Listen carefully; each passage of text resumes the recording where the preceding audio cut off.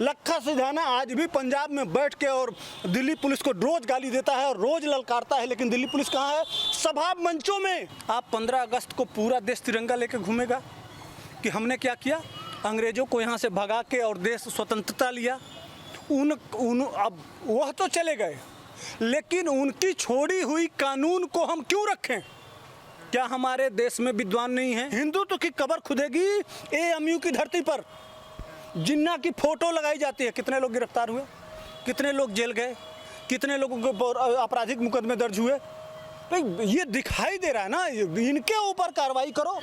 कार्रवाई करोगे तो पूरे देश में दंगा भड़क जाएगा। हिंदुत्व का एजेंडा चलाया जा रहा है कि पहले जीत लो। ये मुसलमानों को पहले ही बता दिया गया है कि भैया हम अगर हिंदुत्व और मंदिर जाएंगे तो तुम्हारा कुछ नुकसान नहीं होने वाला है। दिल्ली में भी वो ट्रायल हुआ, बंगाल में भी ट्रायल हुआ। जीत के लिए हिंदुओं को बांटा नहीं जाएगा, तब तक हमारी जीत सुनिश्चित नहीं होगी। यही एक संजोग नहीं है, यह एक प्रयोग है जो पूरे देश में चलाया जा रहा है। पांडे जी, जिस तरीके से अश्विनी उपाध्याय जी को अरेस्ट किया गया था, अब उसके बाद उन्हें जमानत तो मिली है, लेकिन इस तरीके का पुलिस का व्यवहार, क्या लगता है कि किस तरीके के आचरण को अपना रही है दिल्ली पुलिस? दिल्ली पुलिस खुद काम नहीं कर रही है, उससे करवाया जा रहा है।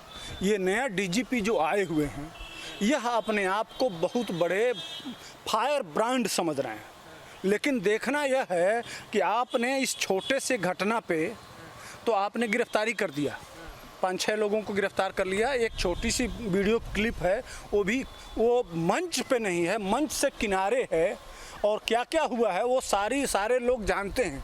ये लोग 12 बजे चले गए थे, उस डिटेल में मैं नहीं जाना चाहता हूँ। पूरा देश जान चुका है कि अश्विनी उपाध्याय की कोई गलती नहीं है, लेकिन कहीं ना कहीं ऐसा लगता है कि दिल्ली पुलिस अपने आप को मॉडिफाइड रूप देना चाहती है कि चूँकि किसान आंदोलन में यह जो पीटे गए थे दौड़ा दौड़ा के, और इनकी सब कुछ खुल गई थी, उसमें जो इन लोगों की बदनामी हुई है, उस परफॉर्म को पाने के लिए ये जो राष्ट्रवादी लोग मिल गए इनको।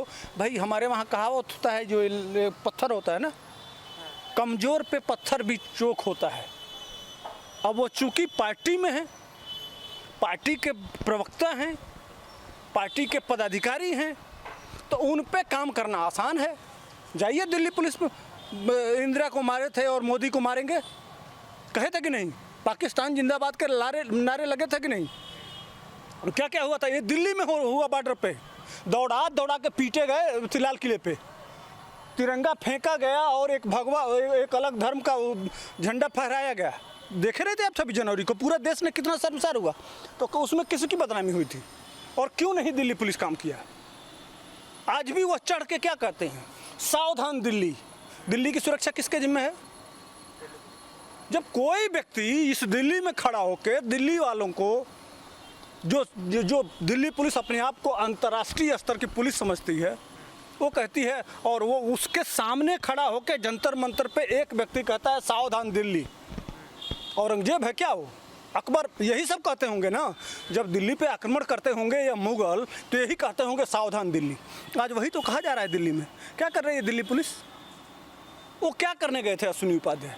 उसके बाद दिल्ली पुलिस निकाली, दिखाया उन्होंने 5 कानून मांगना, सबको समानता का अधिकार देना, धार्मिक स्वतंत्रता देना, ये जो 5 बिल्कुल जेन्युइन, सच्चाई, यथार्थपरक, समाज हित का, वह क्या कह रहे हैं, यह भी सोचने वाली बात है।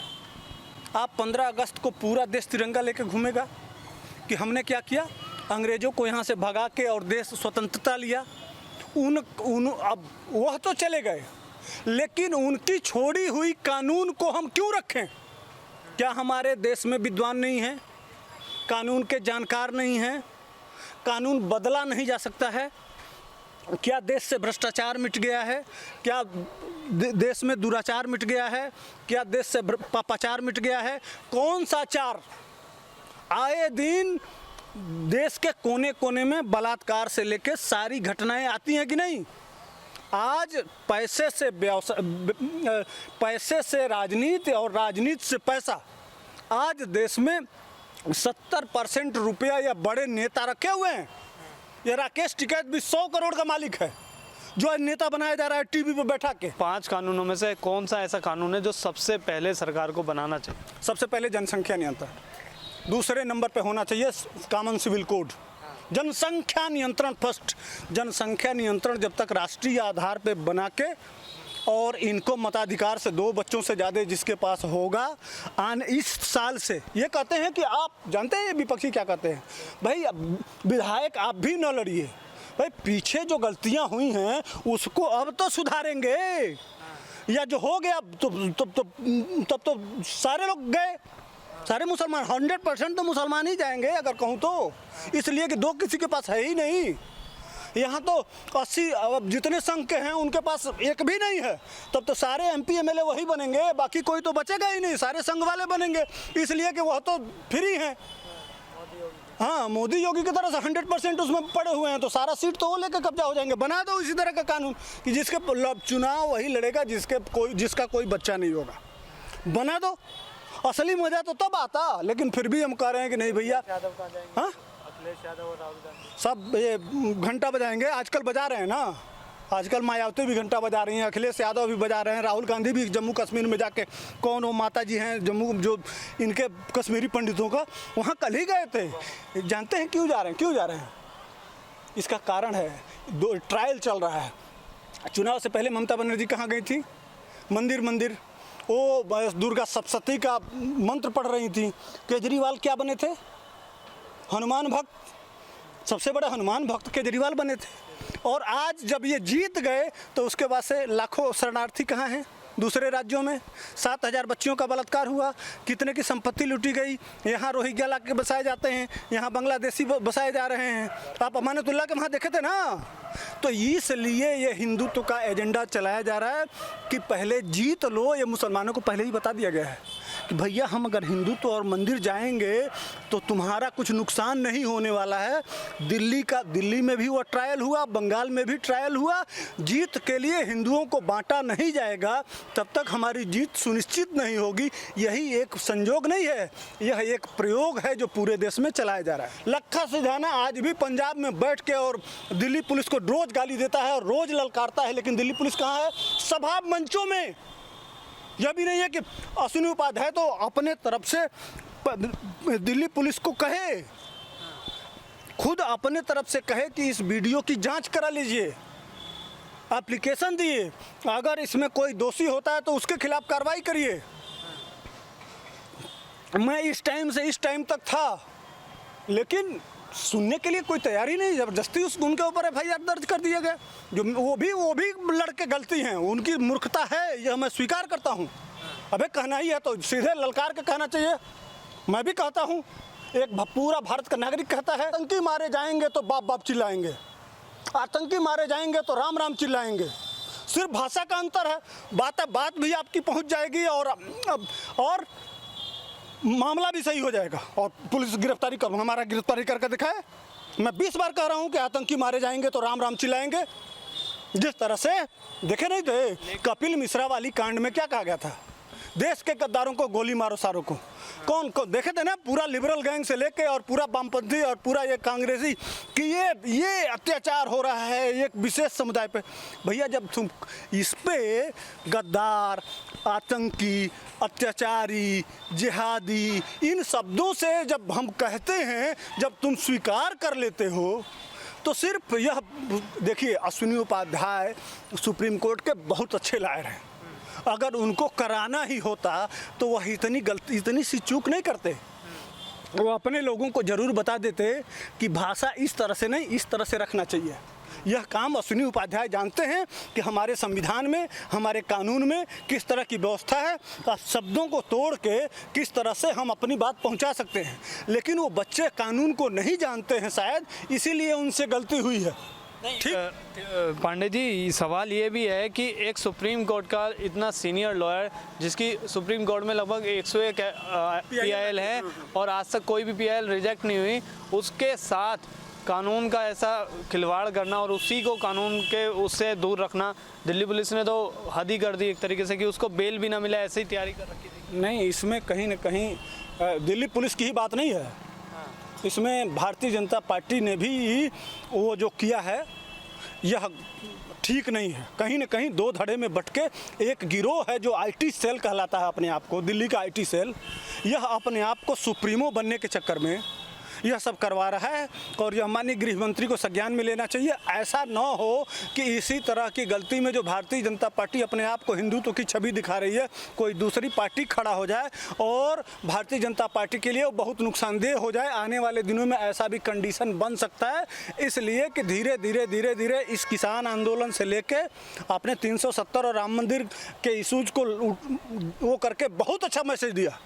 देश बहुत कुछ है, लेकिन आप छोटी छोटी गलतियों के माध्यम से जो छुरा घोंपने का काम करते हैं हिंदुत्व के जागरूकता पे, भाई उस जिस व्यक्तिगत लड़के ने गलती की, भाई किस किस तरह की गलतियां हो रही हैं इस देश में।